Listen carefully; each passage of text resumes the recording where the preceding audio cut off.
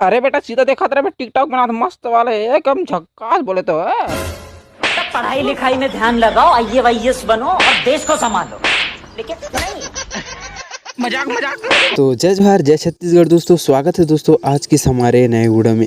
तो दोस्तों छत्तीसगढ़ के कॉमेडी किंग अमलेश नागेश जिनके घर पे एक नन्हा मेहमान आया हुआ है, तो उनके बारे में आप लोग को बताएंगे। तो वीडियो को पूरा एंड तक देखते रहना, और चैनल पर पहली बार आए हैं यार तो चैनल को सब्सक्राइब जरूर कर लीजिएगा।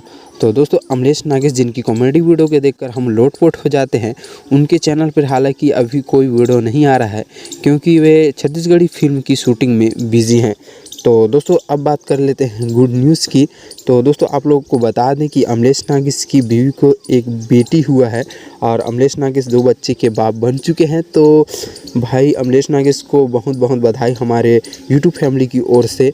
तो दोस्तों अमलेश नागेश का एक बेटा है और उनका नाम है अंशु नागेश, और एक बेटी हुआ है। तो दोस्तों बेटी का क्या नाम रखते हैं आगे की वीडियो में आप लोगों को पता चलेगा।